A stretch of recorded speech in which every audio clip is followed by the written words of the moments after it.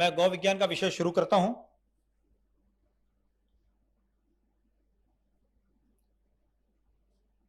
हमारे देश में विद्या भारती नाम की एक बहुत बड़ी संस्था है जिसके पूरे देश में 28 से 30 हजार विद्यालय हैं। उसके ऑल इंडिया ज्वाइंट सेक्रेटरी एक दिन मेरे घर पर आए। हमारा पुराना परिचय था। मैंने पूछा क्या हाल चाल है। उन्होंने कहा कि हाल ठीक है, चाल खराब है। मैंने कहा चाल को क्या हुआ आपके? तो कहने लगे कि घुटने में दर्द रहने लग गया है। मैंने कहा डॉक्टर को दिखाया? तो बोले हाँ। मैंने कहा डॉक्टर क्या कहते हैं? बोले डॉक्टर कहते हैं कि 60 साल के बाद घुटने का दर्द ठीक नहीं होता है। आप कुछ दवाइयां लेते रहिए, कुछ एक्सरसाइज करते रहिए, तो आपके घुटने में आराम रहेगा, ये ठीक नहीं होगा। मैंने कहा अगर मैं इसे 100% ठीक कर दूं तो बोले आप कोई दवाई देंगे? मैंने कहा हाँ दवाई दूंगा, उसका 10% रोल है। तो बोले आप कोई एक्सरसाइज कराएंगे? मैंने कहा एक्सरसाइज भी कराऊंगा, उसका भी 10% रोल है। तो बोले अरे डॉक्टर दो ही तो चीज बताते हैं। मैंने कहा यही मैं कह रहा हूं कि जब डॉक्टर को 20% नॉलेज है तो 100% रिजल्ट कैसे आएगा? तो बोले बाकी 80% क्या है? मैंने कहा अगर आप खड़े होकर पानी पीते हैं तो दुनिया का कोई डॉक्टर वैद्य आपका घुटना ठीक नहीं कर सकता है। तो बोले मैं तो हमेशा खड़े होकर पानी पीता हूं। मैंने कहा बैठ के पानी पीना शुरू कर दीजिए। बोले नीचे बैठना पड़ेगा या कुर्सी पे? मैंने कहा कुर्सी पे बैठेंगे तो भी चलेगा। बोले ये तो सरल उपाय। बोले इससे कितना फायदा होगा? मैंने कहा 50% घुटना ठीक हो जाएगा। बोले दूसरा उपाय? मैंने कहा आप दूध को गर्म कीजिए हल्दी डालकर, और उस गर्मा गर्म दूध में 2 चम्मच देशी गाय का घी डालिए, और फिर उसको खूब ऊपर नीचे 2 ग्लास में लेके फेंटिए। और फेंटने के बाद जब पौना ग्लास दूध 1 ग्लास दिखने लग जाए, इतना झाग आ जाए उसमें, तब उस गर्मा गर्म दूध को आप खड़े खड़े पी लीजिए। बोले पानी बैठकर पीना, दूध खड़ा होकर पीना, मैं कुछ समझ में नहीं आया। मैंने कहा जब घुटना ठीक होगा सब समझ में आ जाएगा आपके। तो बोले तीसरा उपाय? मैंने कहा आप भोजन के तुरंत बाद गर्म पानी पीजिए। बोले मैं भोजन के 1.5 घंटे बाद पानी पीता हूं। मैंने कहा सादा पानी 1.5 घंटे बाद ही पीना चाहिए, लेकिन गर्म पानी तुरंत। और उस गर्म पानी में भूल कर भी कभी सादा पानी या ठंडा पानी नहीं मिलाना।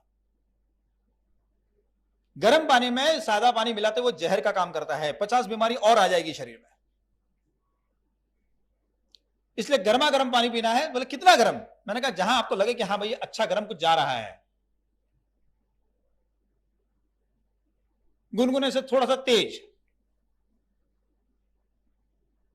उन्होंने कहा इसका ये मैं तीनों करूंगा, एक्सरसाइज भी करूंगा। मैंने एक एक्सरसाइज भी बता दी उनको। उन्होंने कहा मुझे कितने दिन में रिजल्ट मालूम पड़ेगा? मैंने कहा 15 दिन में आपका 25% घुटना ठीक हो जाएगा। 15 दिन के बाद उनका फोन आया। बोले उत्तम जी गोभक्त भी झूठ बोलते हैं, मुझे पता नहीं था। आपने कहा था 15 दिन में 25% ठीक हो जाएगा। तो मैंने कहा आपने क्या क्या किया? बोले मैं बताता हूं आपको क्या क्या किया। बोले कुछ छूटा? मैंने कहा नहीं छूटा। मैंने कहा कितना परसेंट आपका आराम हुआ? बोले मोर देन 70%। बोले डॉक्टर बताते जाता है और रिजल्ट कम आता है। आप बोले 25%, यहां तो 3 गुना ज्यादा ठीक हो गया। जबकि उन्होंने उस समय तक कोई दवाई नहीं ली थी। फिर बोले मुझे तुरंत दवाई कुरियर कीजिए। 3 महीने के बाद वो अपने बड़े भाई साहब के यहां गए जालना में। उनके भाई साहब वहां के सबसे प्रतिष्ठित डॉक्टर। वहां गए, वो सुबह सुबह ध्यान और प्राणायाम में बैठ गए। भाई साहब ने देखा क्या रहे इसको नीचे बैठने के लिए मना किया। नीचे तो बैठा है, ऊपर से पद्मासन लगा के बैठा है। अब थोड़ी देर में खड़ा होगा और खड़ा होकर जब चलने लगेगा बोलेगा घुटने में दर्द है। पौना घंटे तक वो बैठे रहे। पौना घंटे बाद उठे और सीधे सीधे चलने लग गए। बोले तेरे घुटने में दर्द है ना? बोले हाँ ठीक हो गया। बोले कैसे? बोले बैठकर पानी पीने से और खड़े होकर दूध पीने से। तो बोले तू सठिया गया है क्या? ऐसे कहते कि आदमी 60 साल के बाद सठिया जाता है, तू भी 61 का हो गया है। बोले क्या बहकी बहकी बातें कर रहा है? तो बोले नहीं उसी से ठीक हुआ हूं। तो बोले मुझे इसका साइंटिफिक एक्सप्लेनेशन चाहिए। बोले इतना मैं नहीं जानता, जिन्होंने मुझे ये उपाय बताया मैं उनको फोन करता हूं। तो मेरे पास फोन आया, बोले मुझे इसका साइंटिफिक एक्सप्लेनेशन चाहिए। मैंने कहा देखिए ऐसा है कि साइंटिफिक एक्सप्लेनेशन के लिए आपको मेरी 6 घंटे की क्लास में आना पड़ेगा। तो उन्होंने कहा कि मैं तो मुंबई नहीं आ सकता हूं, क्या आप यहां पर आ सकते हैं जालना, हम आपकी 6 घंटे की क्लास करवा देते हैं यहां पर।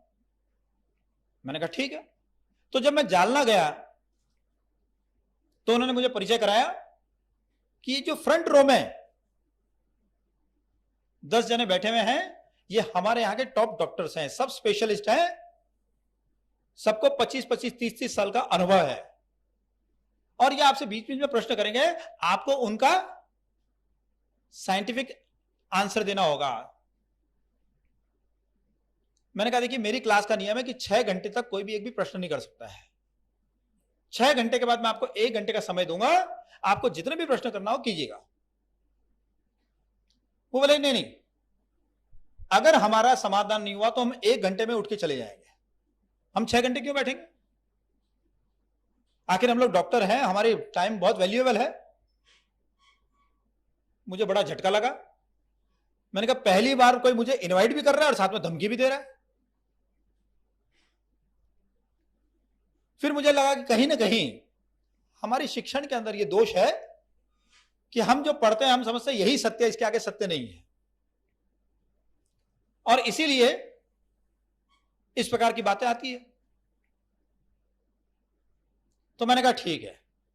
जब मैं मंच पर गया तो मैंने कहा कि मैं आप सभी डॉक्टरों का कीमती समय व्यर्थ न हो, इसलिए कुछ जानकारी चाहता हूं कि उसके मैं कुछ प्रश्न पूछना चाहता हूं, उसका उत्तर मिल जाए तो फिर मैं आगे से व्याख्यान शुरू करूंगा, समय बर्बाद ना हो। तो मैंने उन्हें पहला प्रश्न किया, जब कोई मर जाता है तो आप क्या कहते हैं, इसका विटामिन अंत हो गया है, प्रोटीन अंत हो गया है, केमिकल अंत हो गया है, या प्राणांत हो गया, क्या कहते हैं आप। बोले प्राणांत हो गया है। मैंने कहा इसका मतलब है कि हमारे जीवन का आधार केमिकल नहीं है, हमारे जीवन का आधार प्राण है, और इसीलिए हम प्राणी कहलाते हैं। और आपकी एलोपैथी जो है प्राणियों की चिकित्सा करती है। तो मुझे यह बताइए कि एलोपैथी प्राण के बारे में क्या जानती है। सब डॉक्टर एक दूसरे का चेहरा देखने लगे, क्योंकि एलोपैथी तो प्राण के बारे में कुछ जानती नहीं है। मैंने कहा एक बार एक आदमी एक शहर में गया, वहां एक कपड़े की दुकान में उसे कपड़ा बहुत पसंद आया। उसने दुकानदार से पूछा ये कपड़ा क्या भाव है। दुकानदार ने कहा 200 रुपए लीटर। बोले क्या, बोले 200 रुपए लीटर। बोले पागल दिखता है, कपड़ा बेच रहा और लीटर बोल रहा है।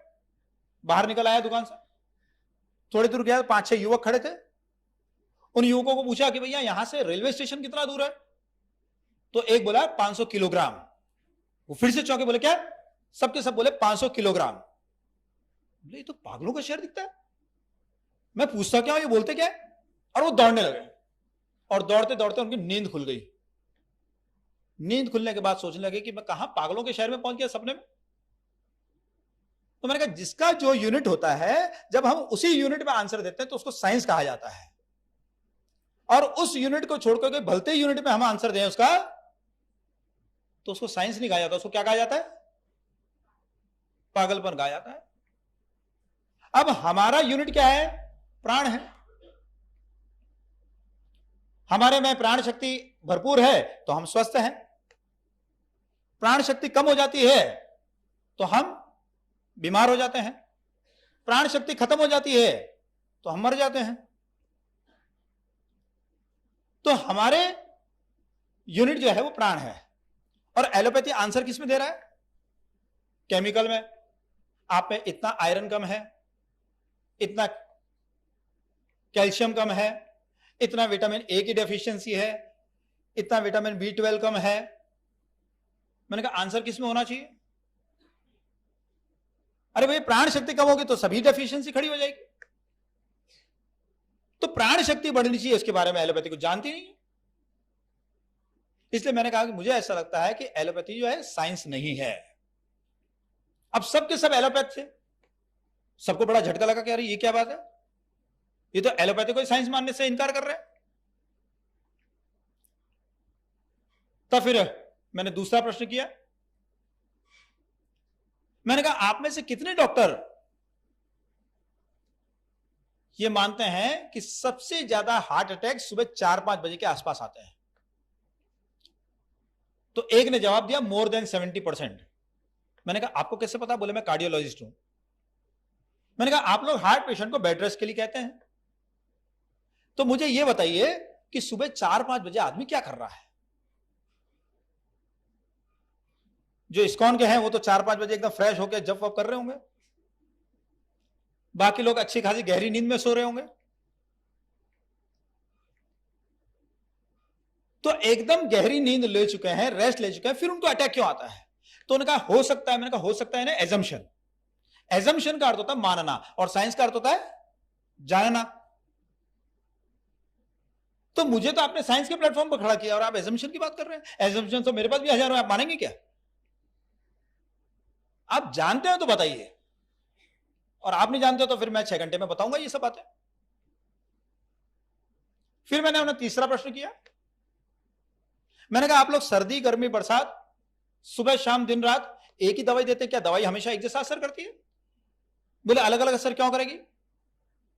मैंने कहा देखिए सर्दी के दिनों में आप सुबह 11 बजे के पहले मूली खाते हैं, बहुत फायदा करती है, और वही मूली अगर आप दोपहर को शाम को या रात को खाते हैं तो उसका साइड इफेक्ट होता है। मैंने कहा क्या साइड इफेक्ट होता है? जो साइड में बैठा है उसको नाक बंद करनी पड़ती है। मैंने कहा अब आप लोग एलोपैथी में साइड इफेक्ट किसको कहते हैं मुझे पता नहीं, मुझे लगता है साइड में जो बैठा है वो परेशान हो जाए तो साइड इफेक्ट।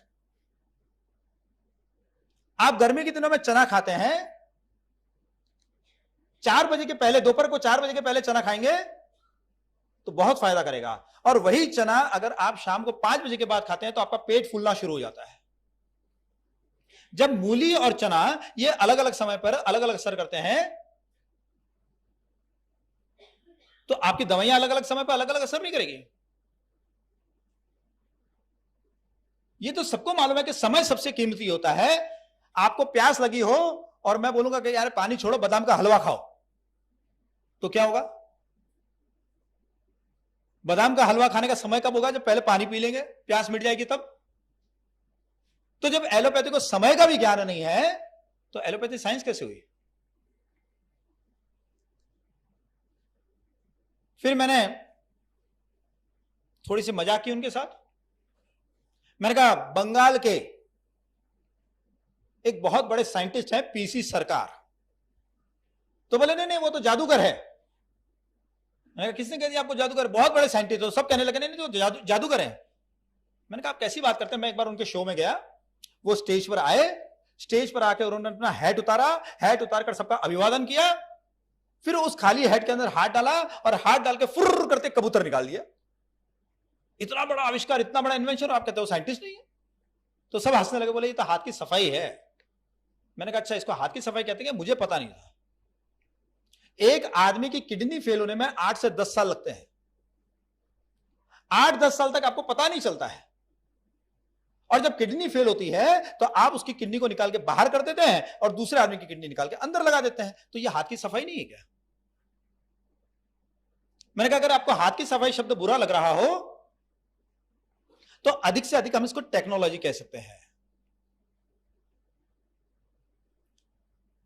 ये साइंस कैसे हो गया ये मुझे बताइए। एक बार मैं कार चला रहा था, कार चलाते चलाते अचानक मेरी कार एकदम उछल गई। मुझे समझ में नहीं आया कार क्यों उछली, तो देखा कि सामने एक बोर्ड लगा हुआ है, उस पर लिखा आपकी कार इसलिए उछली क्योंकि पीछे स्पीड ब्रेकर था। अब आप उसको साइन बोर्ड कहेंगे क्या? साइन बोर्ड किसको कहते हैं? जो स्पीड ब्रेकर के पहले लगा हो। अब कार उछल गई, एक्सीडेंट हो गया, उसको बोलते देखिए आपकी कार इसलिए उछली, तो उसको साइन बोर्ड कहेंगे? आप उसको और कोई भी बोर्ड कह सकते हैं, साइन बोर्ड नहीं कह सकते हैं। ऐसे ही जो बीमार पड़ने के पहले आपको सावधान करे उसको साइंस कहा जाता है। बीमार पड़ने के बाद आपका एक ऑर्गन निकल के बाहर कर दे उसको साइंस कहा जाएगा क्या? तो मैंने कहा जब एलोपैथी को साइंस का एबीसी का भी ज्ञान नहीं है तो आप किस साइंटिफिक एक्सप्लेनेशन की बात कर रहे हैं? मैंने आपको 4 सरल प्रश्न पूछे और आप एक का भी उत्तर नहीं दे पाए। तो पहले साइंस क्या ये तो समझ लीजिए आप।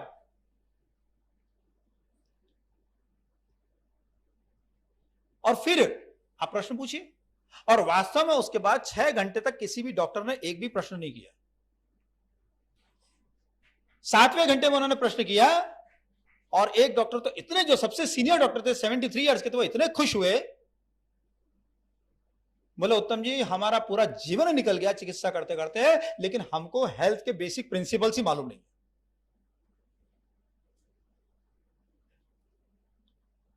इसलिए आज हम भागते हैं डॉक्टरों के पीछे चिकित्सा के लिए। वो बेसिक प्रिंसिपल्स क्या, वो तो समझ लीजिए, जो उनको डॉक्टर को भी पता नहीं है। वो बेसिक प्रिंसिपल समझाने का कार्यक्रम ही है ये। अगर डॉक्टर अज्ञानी है तो क्या आप अपनी जान दोगे उसके लिए, या आप कष्ट भुगतोगे? इसलिए आपको भी तो वो ज्ञान होना चाहिए कि मेरे अंदर क्या तकलीफ हो रही है। इसलिए प्राण विज्ञान को हम समझने का प्रयत्न करें। आज हमारी संस्कृति में मां शब्द का एक विशेष अर्थ है। जो हमारे प्राणों का सबसे ज्यादा रक्षण पोषण करती है, हम उसको मां कहते हैं। पैदा होने के बाद हमारी जननी हमारे प्राणों का सबसे ज्यादा रक्षण पोषण करती है, इसलिए हम अपनी जननी को मां कहते हैं। फिर जिस धरती पर हम पैदा हुए, वो धरती हमारे प्राणों का सबसे ज्यादा रक्षण पोषण करती है, इसलिए हम धरती को भी मां कहते हैं। एस्किमो बर्फीली धरती पर पैदा होते हैं, तो बर्फीली धरती जो है उनके प्राणों का रक्षण पोषण करती है, इसलिए वो उनके लिए मां है। निग्रो अफ्रीका की दलदल वाली भूमि पर पैदा होते हैं, वहां की भूमि उनके रक्षण पोषण करती है, इसलिए वो उनके लिए मां है। हम महाराष्ट्र में पैदा हुए, गुजरात में पैदा हुए, राजस्थान में पैदा हुए, जहां पर भी पैदा हुए, हम जहां पैदा हुए, या हमारे जीन्स जहां के हैं, वो हमारे लिए मां है। लेकिन हमें स्कूल में क्या पढ़ाया जाता है? Apple a day keeps doctor away. अब एप्पल कहां पैदा होता है? महाराष्ट्र में होता है, गुजरात में होता है, राजस्थान में होता है, कहां होता है? अब वो होता है कश्मीर के अंदर। अब कश्मीर के बच्चों को या हिमाचल के बच्चों को पढ़ाए तो समझ में आए बात। और इसलिए धरती से हमारा क्या नाता है ये हम समझ नहीं पाते, क्योंकि बचपन में गलत शिक्षा देते हैं। और इसलिए ये जब पढ़ी लिखी बच्ची जो है आगे जाके गृहिणी बनती है, मां बनती है, तो इसके मन में क्या आता है कि सुबह आज नाश्ते में क्या बनाया जाए? तो नाश्ते में बनाया जाए इडली डोसा। अब इडली डोसा कहां का है? ये तो साउथ का है। फिर दोपहर होते होते उसका मन लगता है, उसको लगता है कि नहीं नहीं अब तो छोला भटूरा बनाइए। अब ये छोला भटूरा कहां का हुआ? पंजाब का हो गया। हमारे यहां पर एक कहावत है कि सुबह का भूला अगर शाम तक घर लौट आए तो उसे भूला नहीं कहते हैं। लेकिन शाम होते होते ये मम्मी जो है ना ग्लोबलाइज होने लगती है। फिर इसको लगता है कि कुछ इटालियन बनाना चाहिए, कुछ मैक्सिकन बनाना चाहिए, कुछ चाइनीज बनाना चाहिए, कुछ चाउ चाउ बनाना चाहिए, कुछ माओ माओ बनाना चाहिए। इसलिए धरती से हमारा क्या नाता है उसे जानती नहीं है।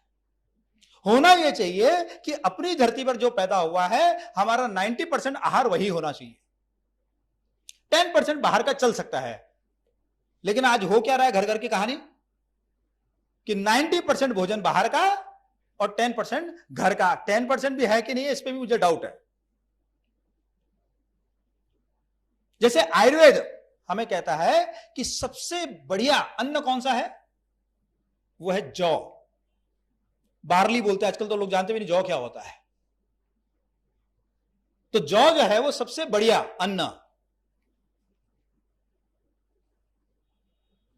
कई लोग आते हैं मेरे पास तो बोलते जौ होता क्या है? जौ आपने लेक्चर में आपका सुना था, जौ होता क्या है? तो मुझे जौ रखना पड़ता है दिखाने के लिए कि इसको जौ कहते हैं। आयुर्वेद कहता है ये अन्न का राजा है। और गेहूं के बारे में आयुर्वेद कहता है कि गेहूं घटिया चीज है। हम सुबह शाम, सुबह नाश्ता करेंगे तो गेहूं का, भोजन करेंगे तो गेहूं का, दोनों समय तीनों समय जब भी खाएंगे गेहूं गेहूं गेहूं। जो घटिया चीजें वो खा रहे हैं, जो अन्न का राजा उसके बारे में जानते ही नहीं है। क्योंकि जौ हमारी धरती का था, गेहूं तो बाहर से ज्यादा आया विदेश से, क्योंकि वो ब्रेड बनाने वाली संस्कृति के लोगों का है।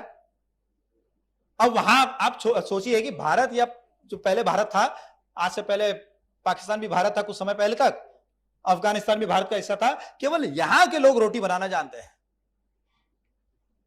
इसके अलावा किसी को रोटी बनाना आता है क्या विश्व के अंदर? वो क्या बनाते हैं? वो ब्रेड बनाते हैं, पाव बनाते हैं, यही तो जानते हैं वो लोग। उनको बेलना आता ही नहीं, बेलेंगे तो पता नहीं ऑस्ट्रेलिया का किस किस का नक्शा बनाएंगे। तो वो लोग जानते नहीं है। और ब्रेड जो है वो गेहूं से बढ़िया बनती है, तो उन्होंने गेहूं का प्रचार करना शुरू कर दिया, जबकि वास्तविकता क्या है कि जौ सबसे अच्छा अन्न है। अब इसीलिए आपको आज कुकीज खिलाई गई जौ की बनी हुई। आपने सोचा ये कैसी कुकीज है? गाय के घी में बनी हुई। हमने कहा थोड़ा चलो वेस्टर्न और ईस्टर्न को मिलाते हैं। कुकीज खाना है तो, अरे कुकीज खाना है, बच्चों को खिलाना है तो कम से कम जौ की तो खाओ, देशी गाय के घी की तो खाओ। कोई कुकीज बहुत बढ़िया चीज नहीं, लेकिन आप खिला ही रहे हैं तो कुछ तो भारतीय बनो। इसलिए हमने कहा कि भाई ठीक है, आपको खिलाते हैं। फिर आयुर्वेद कहता है कि तिल सबसे बढ़िया होता है। कितना बढ़िया होता है कि आयुर्वेद ने तिल को सभी तिलहन का राजा माना, और तिल से जो रस निकलता है उसको संस्कृत में कहा जाता है तेल, और उस तेल से हिंदी में शब्द बना तेल। और आजकल हम तिल को छोड़ के बाकी सब तेल खाते हैं।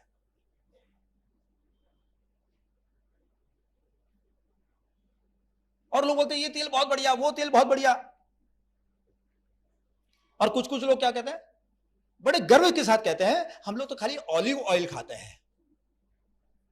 अब ये ऑलिव कहां पर पैदा होता है? ये तो भारत में पैदा नहीं होता। यानी बड़े गर्व के साथ कहते हैं कि देखो हम जिस तेल के बारे में जानते नहीं है वो हम खाते हैं, क्योंकि हम अज्ञानी होने का गर्व। तिल सबसे श्रेष्ठ है, उसका तेल सबसे श्रेष्ठ है, वो हम खाते नहीं।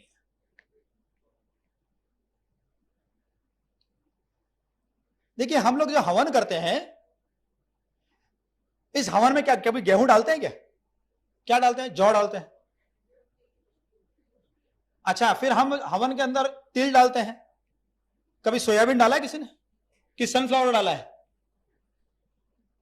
जो घटिया चीज है वो तो हम डालते नहीं है, क्योंकि हवन में सबसे श्रेष्ठ चीज डालनी चाहिए, इसलिए गाय का घी डाला जाता है। हमारे शरीर के अंदर भी एक हवन चलता रहता है जिसको हम कहते हैं जठराग्नि। इस जठराग्नि के अंदर हम सब कचरा डालते हैं, हमको पता ही नहीं भोजन किसको कहते हैं। जिससे पेट भर जाए हम उसको भोजन मान लेते हैं, और फिर कहते हैं हम बीमार हैं। क्यों बीमार है?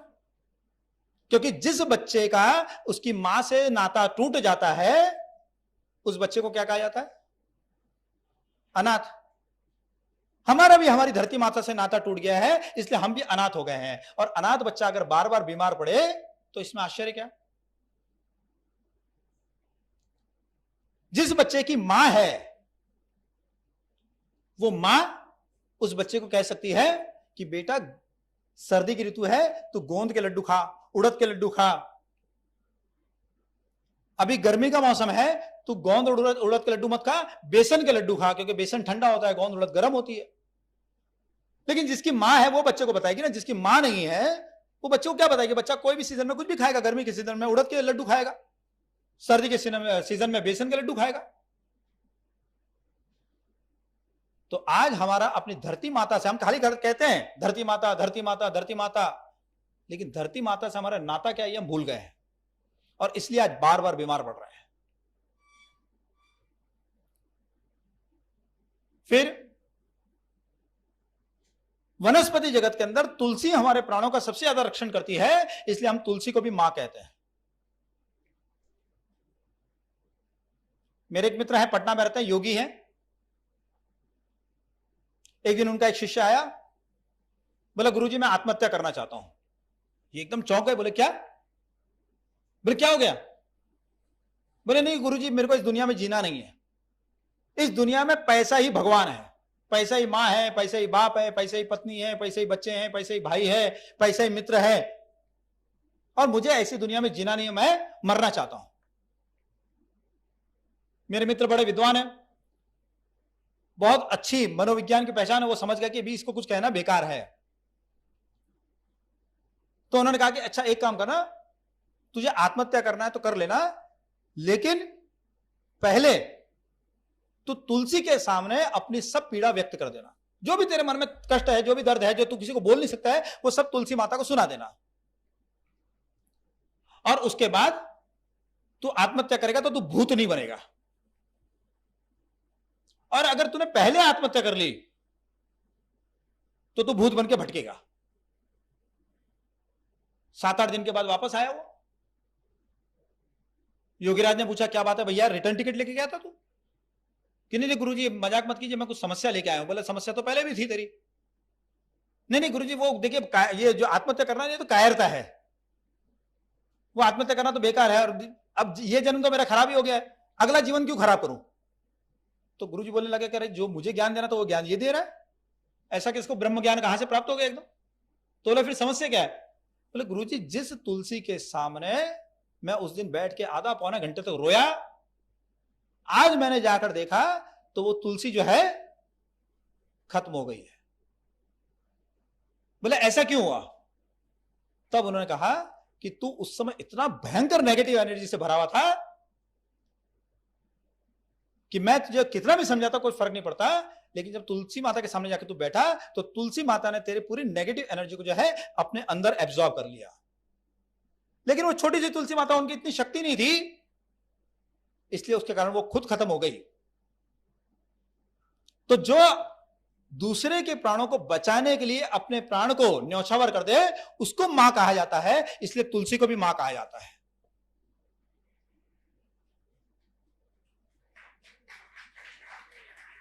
ऐसे ही पशु जगत के अंदर गाय हमारे प्राणों का सबसे ज्यादा रक्षण पोषण करती है, इसलिए हम गाय को भी मां कहते हैं।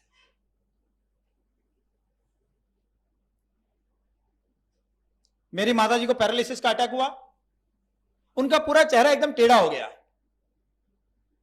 उसी समय मैंने गाय के घी की कुछ बूंदे उनकी नाक में डाली,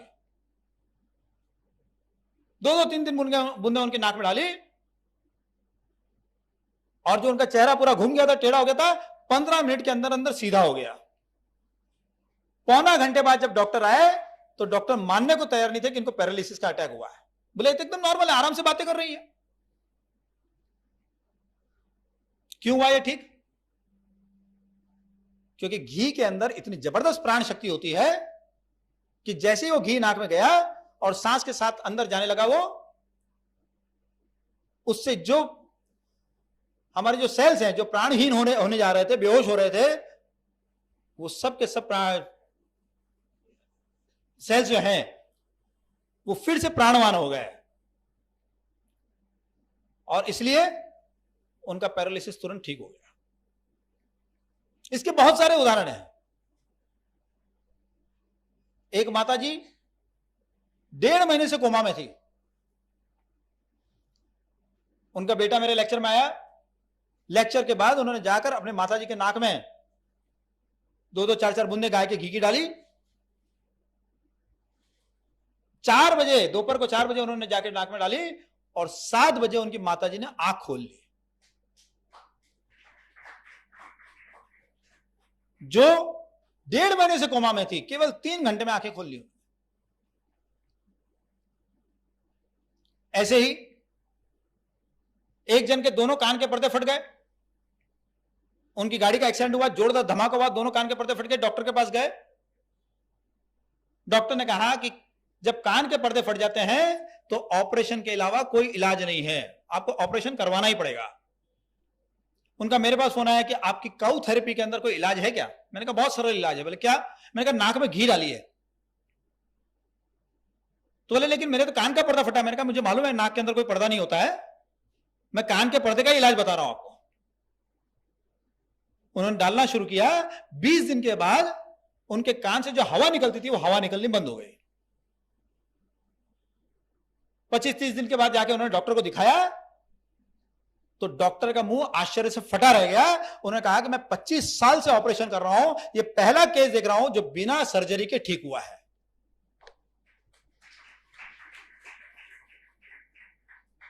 ऐसे हमारे मलाड में एक सज्जन, उनके पिताजी अचानक गिर पड़ते थे। उनको पता ही नहीं चलता मैं कब गिर रहा हूं। गिरने के बाद एक बार उनका सिर फूट गया, एक बार नाक की हड्डी टूट गई, एक बार होंठ फट गए, दांत टूट गए। वो घबराने लगा कि भाई मैं कहीं चलूंगा और गिर जाऊंगा, क्या होगा। डॉक्टर को जाके दिखाया तो डॉक्टर ने कहा कि आपके ब्रेन के अंदर ब्लड के क्लॉट्स बन रहे हैं और इन ब्लड के क्लॉट्स के कारण आप अचानक गिर पड़ते हैं। तो उन्होंने कहा इसका क्या इलाज है। बोला इसकी सर्जरी करनी पड़ेगी, 2 लाख रुपए लगेंगे। अब वो एकदम गरीब आर्टिस्ट, बड़े परेशान हो गए।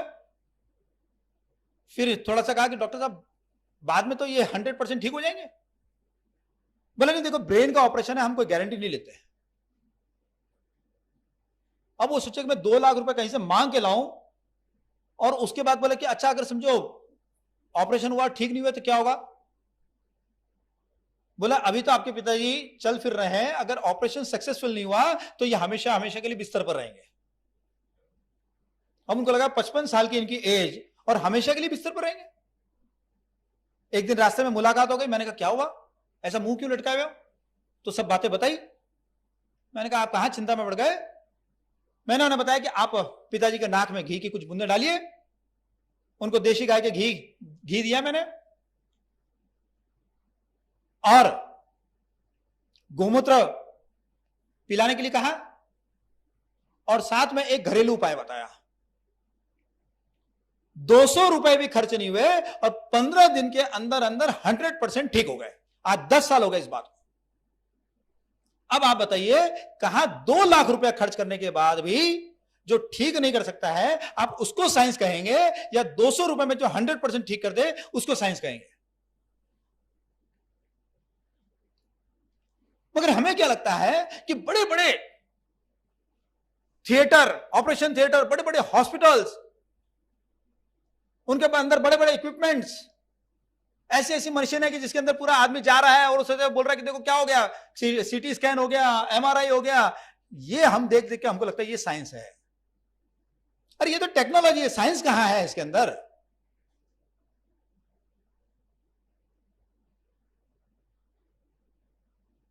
इसलिए ये जानिए कि आज साइंस कहीं छूट रहा है, खाली टेक्नोलॉजी का विकास हो रहा है। और अगर हम टेक्नोलॉजी के पीछे भागेंगे तो राम राज्य नहीं आएगा, यहां पर रावण राज्य आएगा।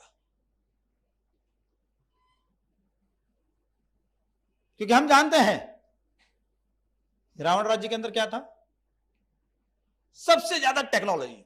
हनुमान जी उड़कर जा रहे हैं, हनुमान जी उड़कर जा रहे हैं कि बीच में ही एक राक्षसी उनको पकड़ लेती है। हनुमान जी उड़ने की कोशिश कर रहे, उड़ ही नहीं पा रहे। बोले ये क्या हो गया। तो मालूम पड़ा कि इसने जो है परछाई से मेरे को पकड़ लिया। अब आजकल रडार बना है, उस समय वो राक्षसी थी। फिर हनुमान जी अंदर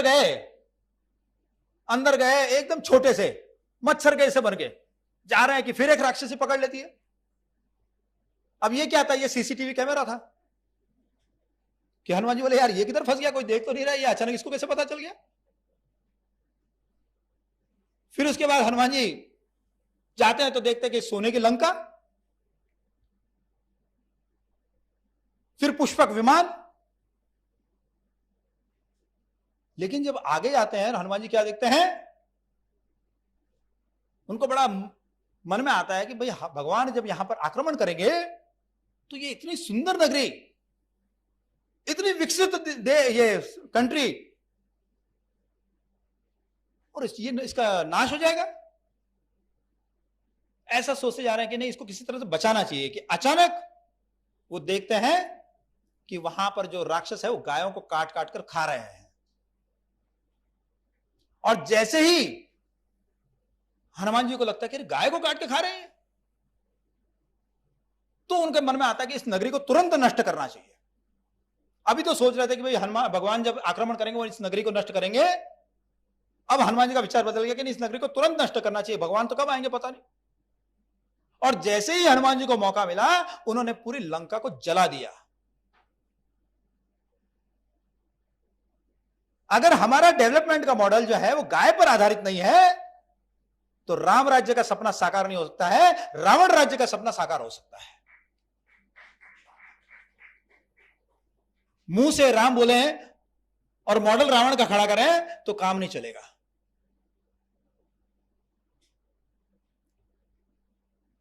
हम सपना क्या देख रहे हैं, हमारा मॉडल कौन सा है? गाय के बिना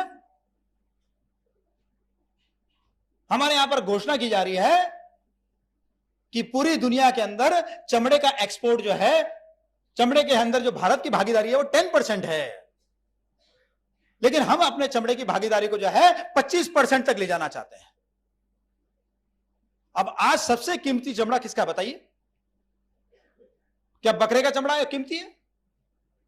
क्या भैंसे का चमड़ा कीमती है? क्या ऊंट का चमड़ा आपको बहुत ज्यादा अवेलेबल है? या घोड़े का चमड़ा अवेलेबल है? सबसे ज्यादा चमड़ा जो है वो अवेलेबल है गाय और बैल का। यानी जब आप 25% चमड़े का उद्योग करना चाहेंगे तो सबसे ज्यादा अत्याचार किसके ऊपर होगा? गाय और बैल के ऊपर। इसलिए डेवलपमेंट का मॉडल जो है गाय पर आधारित होना चाहिए। अगर गाय पर आधारित नहीं है डेवलपमेंट का मॉडल तो आप आगे जाके लंका ही बनाने वाले हैं, राम राज्य नहीं बनाने वाले हैं। राम का जो अयोध्या थी, राम की जो अयोध्या थी वो ना तो सोने की थी, ना चांदी की थी, ना तांबे की थी, मिट्टी और पत्थर की थी, लेकिन वो हमारा आदर्श है। क्यों?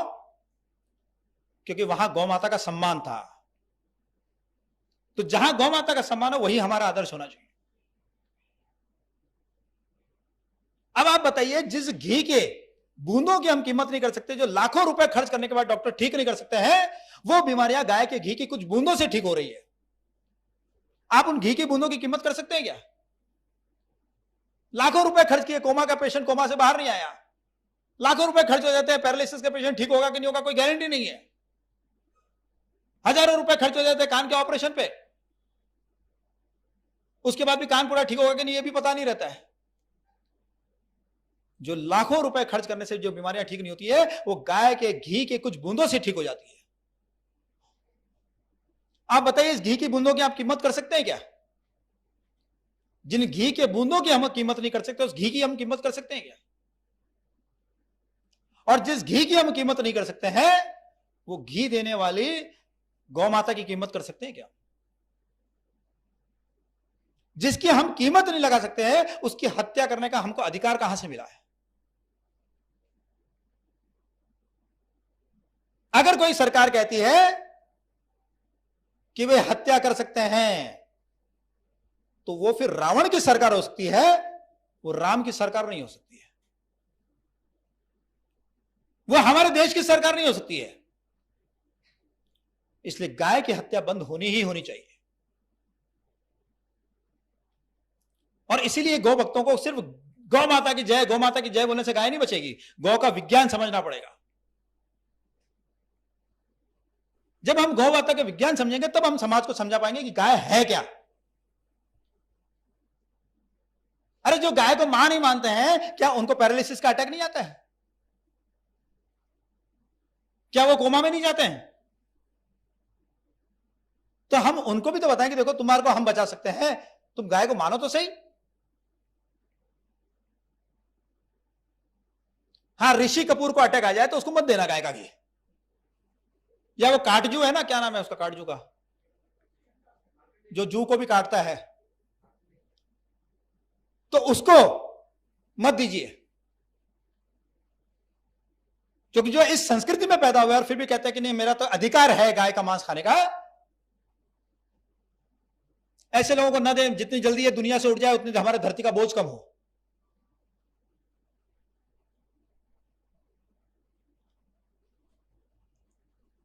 लेकिन ये घी जिसमें इतनी गजब की प्राण शक्ति है, उस घी के बारे में कैसा प्रचार चल रहा है? घी कोलेस्ट्रॉल बढ़ाता है, घी से मोटापा बढ़ता है, 40 की एज के बाद घी पचता नहीं है। ये तीनों के तीनों एकदम झूठ है बात। मेरे एक मित्र हैं, उनके पिताजी 80 साल के, 2 साल से बेड पर पड़े थे। हर 15-20 दिन में फोन आता है गांव से, पिताजी सीरियस है, वो गांव जाते हैं और गांव जाकर पिताजी की सेवा करते, पिताजी थोड़े ठीक होते, फिर यहां आते, फिर फोन आ जाता। एक दिन मेरे पास आके कहने लगे, उत्तम जी मुझे पता चल गया पिताजी ज्यादा जीवित नहीं रहने वाले हैं, क्योंकि वैसे भी 80 साल उम्र हो गई है उनकी, लेकिन मैं चाहता हूं कि वो बिना कष्ट के जाएं, बहुत कष्ट उठा रहे हैं। मैंने कहा आप एक काम कीजिए, उनको घी खिलाना शुरू कर दीजिए। बोले क्या बात कर रहे हैं आप? डॉक्टर ने 2 साल से घी बंद कर रखा है, बेड पर पड़ा है, कोई एक्सरसाइज कर नहीं सकते, कुछ उठ के बैठ भी नहीं सकते हैं, और आप कहते हैं कि उनको घी खिलाइए। मैंने कहा वो 2 साल से बेड पर इसलिए पड़े हैं क्योंकि आप उनको घी नहीं खिला रहे हैं। मैंने कहा घी खिलाइए तो सही। और उन्होंने घी खिलाना शुरू किया। तीसरे दिन उनका फोन आया, उत्तम जी आज तो चमत्कार हो गया, मैं सुबह पिताजी को उठाने के लिए गया तो पिताजी देखा कि उठ के बैठे हुए हैं। मैंने कहा कि किसने उठाया आपको? तो बोले कि नहीं मैं खुद ही उठ के बैठ गया। कुछ दिन के बाद फोन आया, बोला आज तो एकदम गजब चमत्कार। मैंने कहा क्या हुआ? बोला पिताजी सुबह सुबह मुझे जोर जोर से आवाज दे रहे थे, मैं उठ के वहां पर गया तो देखा पिताजी उठ के खड़े हैं और दीवार को पकड़ के जोर जोर से कांप रहे हैं। जो व्यक्ति 6 महीने से बिल्कुल खड़ा भी नहीं हो पाया, वो व्यक्ति आज अपने बल पर खड़े हो गए। मैं उनको जब बोले वापस बैठाने लगा तो बोले मुझे बैठा मत, मुझे बाथरूम लेके चल। बोले ये कैसे हुआ? मैंने कहा वो डॉक्टर ने बंद किया था घी, इसलिए पिताजी बेड पर पड़े थे, घी खाते तो आराम से चलते। मेरी परदादी जो 90 वर्ष की थी, मेरी दादी जी, मेरी मां और मैं माउंट आबू के ऊपर एक प्रसिद्ध जैन मंदिर है देलवाड़ा, हम लोग वहां पर गए। मेरी परदादी जी नॉन स्टॉप ऊपर मंदिर पर पहुंच गई, कहीं रुकी नहीं वो, 90 साल की थी केवल। और मेरी दादी जी 3-4 जगह रुक रुक के ऊपर पहुंच गई, और मेरी मां वो पालकी में बैठकर ऊपर गई। दादी जी 100 वर्ष के होकर उन्होंने शरीर छोड़ा। कई साल तक हमारे घर में यह हंसी मजाक का किस्सा चलता रहा। मेरी परदादी जी कहती थी कि उन्होंने हर डिलीवरी के बाद अपने एक एक जापा, जो 40 दिन का होता है ना पीरियड, उस जापे के अंदर एक एक मण घी खाया। कई माताओं के मुंह एकदम खुले खुले रह गए कि क्या कह रहे हैं, एक मण का घी। आजकल तो क्योंकि घी से ही मन भर गया है, खाएंगे क्या?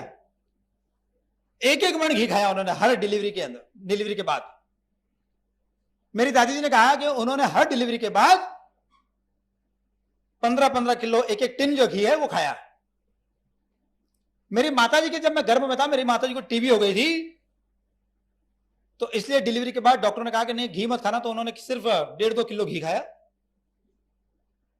मेरी परदादी जी के 10 संतान है, मेरी दादी जी के 12 संतान है, मेरी मां के मैं चौथा, और सबसे यंग कौन, जब पहाड़ी पे चढ़ने का मौका आया था।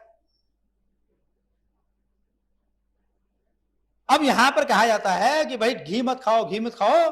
पहले जब घी खाते थे तो 10-10 बच्चे पैदा करने की क्षमता थी, 12-12 बच्चे पैदा करने की क्षमता थी, और इसलिए सासुएं भी आशीर्वाद देती थी, अष्टपुत्र सौभाग्यवती भव। आज किसी सासू की हिम्मत है ऐसा आशीर्वाद देने की? दूसरे दिन केस हो जाए कि सासू जी ने मेरे को शाप दिया है। और लोग बड़ी समझदारी दिखाते थे कि हम तो परिवार नियोजन कर रहे हैं। अरे औकात ही नहीं है बच्चे पैदा करने की, करेंगे क्या? करके दिखाए, हिम्मत है तो। पहले घी मिलता था, देशी गाय का घी मिलता था, तब बच्चे होते थे, और उसके बाद भी लंबी उम्र पाती थी, स्वस्थ रहती थी।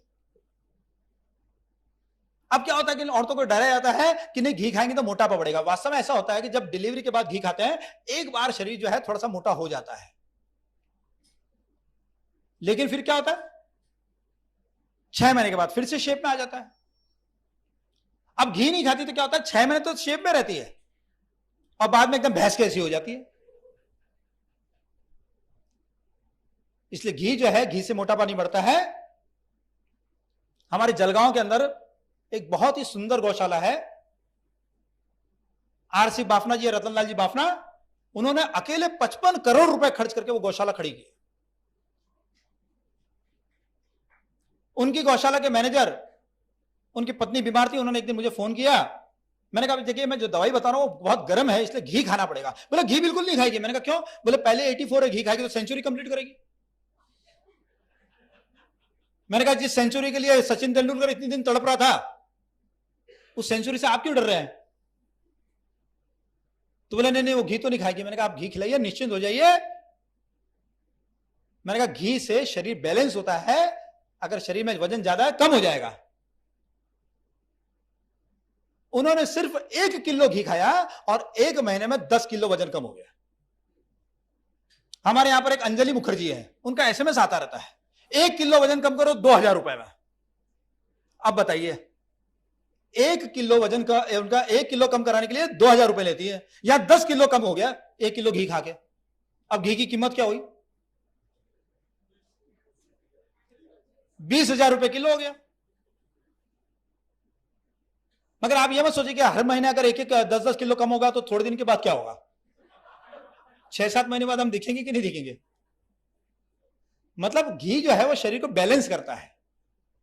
70 किलो तक उनका वजन कम हुआ, उसके बाद वजन कम होना बंद हो गया। तो आप घी खाइए, लेकिन आपको प्रचार क्या किया जाएगा? नहीं घी मत खाइए, घी मत खाइए। क्यों? क्योंकि घी खाने से आपकी 90% बीमारियां ठीक हो जाती है। तो फिर दवाइयां कौन खाएगा? इसलिए कहा जाता है कि घी मत खाइए। आयुर्वेद कहता है घी को हृदय, हृदय यानी हृदय के लिए गुणकारी। और यहां क्या कहते हैं? अरे घी मत खाओ, हार्ट की प्रॉब्लम हो जाएगी। अरे आजकल तो सबको ही हार्ट की प्रॉब्लम है। देखो तो सीरियल में यही तो दिखाते हैं, इसकी पत्नी उसके साथ, उसका पति उसके साथ, तो हार्ट की प्रॉब्लम तो सब जगह हो रही है।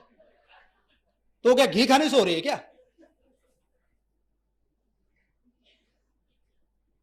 घी खाएंगे तो सात्विक बुद्धि होगी, तो ऐसा तो होगा नहीं। तो गाय का घी जो है ये हृदय के लिए बहुत ही गुणकारी है।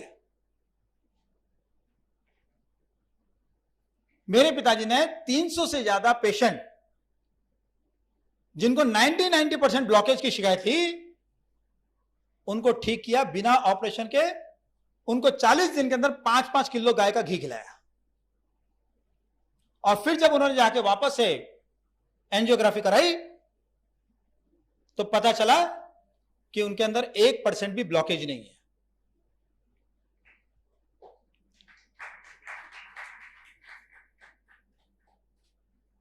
गाय के घी में चिकनाई होती है। हमारे शरीर की नसों के लिए चिकनाई जरूरी है। जैसे आपकी वॉश बेसिन होती है, वॉश बेसिन के अंदर एक चिकनाई होती है। आप थूकते हैं तो क्या होता है? उस पर पानी डालते हो बह जाता है। लेकिन अगर उसकी पॉलिश खत्म हो जाए और फिर आप थूके तो वहीं चिपक जाता है, फिर आपको उसको ब्रश से रगड़ना पड़ता है।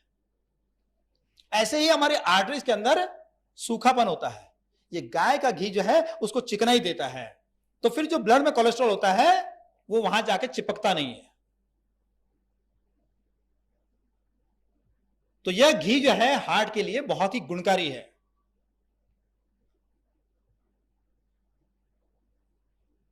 तो आपको समझ में आ गया कि ना तो घी जो है किसी उम्र में बंद करना चाहिए, बल्कि स्वस्थ जीना है और स्वस्थ मरना है तो गाय का घी खाना है। और स्वस्थ जीना है और आईसीयू में मरना है तो घी बंद कर दीजिए, खूब लंबी उम्र मिलेगी आपको। तो घी आप खाइए, लेकिन घी खाने के साथ कुछ बातों का ध्यान रखना होगा।